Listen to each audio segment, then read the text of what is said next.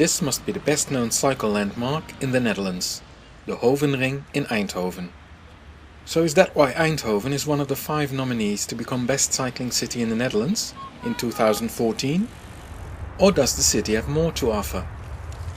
Eindhoven is the 5th largest city in the Netherlands, and the city grew most because it was home to multinational Philips.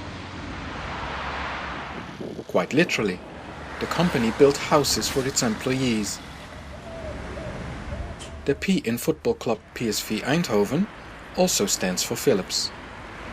Eindhoven is a high-tech city with extraordinary architecture and industrial heritage that was sometimes beautifully restored and sometimes very neglected. Some of the buildings are multifunctional now. A new park between those buildings has something very atypical for the Netherlands: shared-use paths. Eindhoven has a reputation to be a city for cars, and if you look in the city centre, you do indeed see 3-lane wide, one-way streets with high-speed motor traffic. No wonder for a city that manufactured cars in the past. DAF was probably the most successful Dutch car brand.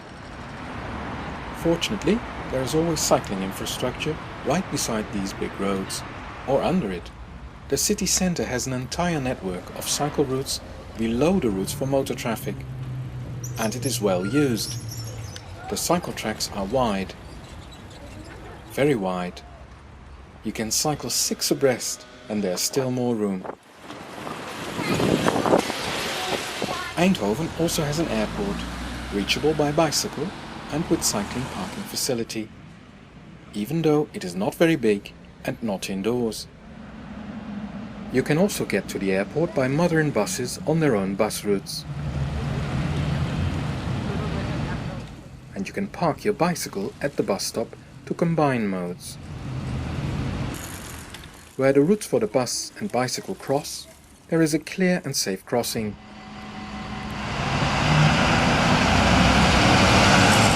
There are also parking areas on the edge of the city where you can switch from the car to the bike. The city centre is completely car-free, and it doesn't seem to harm the shop owners here.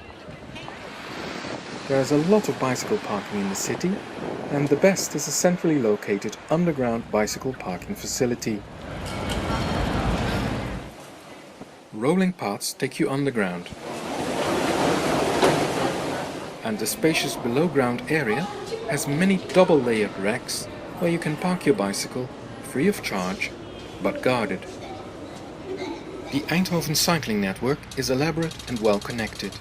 In the city centre there are also so-called bicycle streets, 30 km/h zones where cars are guests. Although on this Saturday it becomes clear that when there are too many guests who don't behave, such a street is still hard to navigate on your bicycle. But on other locations cycle streets do work. They are wide and make cycling fast and competitive with other modes of transport.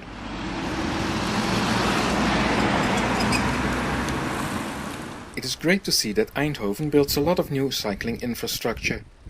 This is a cycle lane in 2012, but it was replaced by a protected cycle track.